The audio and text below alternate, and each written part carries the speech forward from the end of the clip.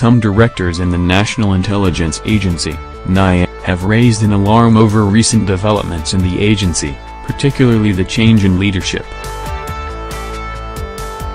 The directors, in a letter to the House of Representatives Committee on Security and National Intelligence, called for an urgent intervention to stop the change in the agency's leadership from having severe consequences on the country's security apparatus. They are demanding the removal of the newly appointed Director General of the agency, Mr. Ahmed Rufai Abubakar. Dated January 29 and co-signed by EO Olanrawaju, Nelson Abubakar and Ahmed Sarki, not real names, on behalf of a group named Concerned Directors of NIA, the letter said the appointment of Mr. Abubakar is a threat to cohesion in the agency. According to the letter, Mr. Abubakar is the first head of the agency to be appointed from a rank below that of a director. Since its inception 32 years ago, nobody below the rank of a director has been appointed as its head. This explains why we regard the recent appointment of Ahmed Rufai Abubakar, a man who is on record to have failed to merit elevation to the rank of director and who has retired from service to come and preside over people who are not only his seniors in rank but who fit into the order of precedence, said the letter. The disaffected directors argued that Mr. Abubakar's appointment as DG NIA will set a dangerous precedent. While we are aware that part of the new DG's agenda is to retire those of us who are his seniors, as it is more likely that he may not want to work with us, it is evident that he will pursue a vendetta mission, which he has already indicated in his very first address to us.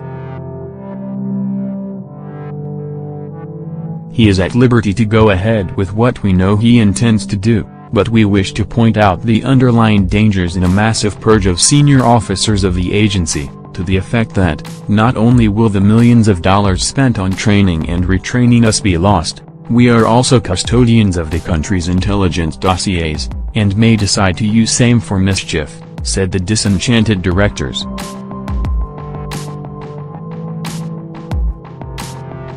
They warned that the country's already brittle security situation may become worse if they are shabbily treated by the new DG NIA.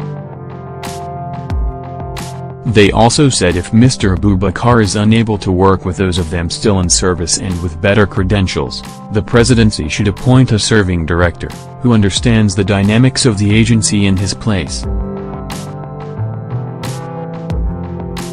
Having failed promotion examinations to the directorship rank, which we can attest to and make bold to state that it amounts to administrative suicide to allow a practical misfit take over the agency and later mortgage same to his paymasters, who have ulterior motives, said the directors.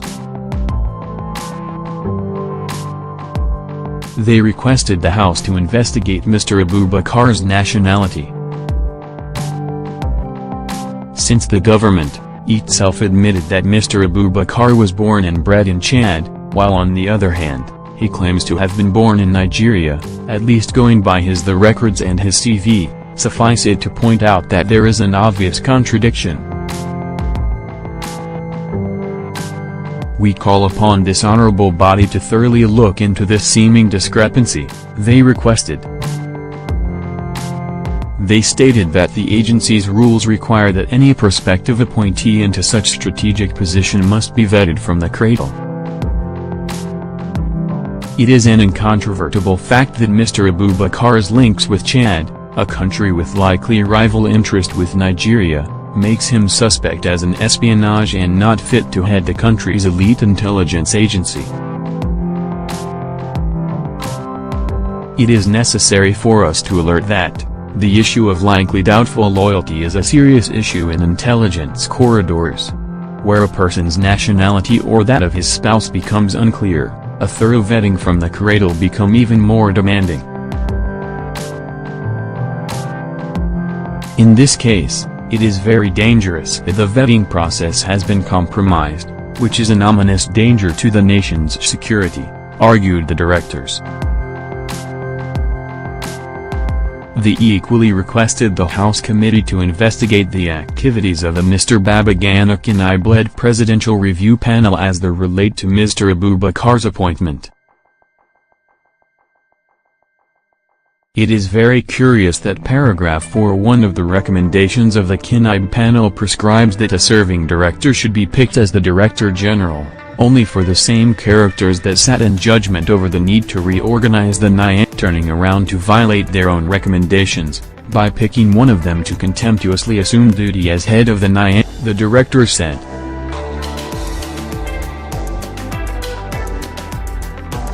They alleged that it was very clear from the start that the Presidential Review Panel was inaugurated purposely to protect the former DG, Mr. Rayoop, who has repeatedly threatened to expose beneficiaries of his time in office if there is an attempt to disgrace him.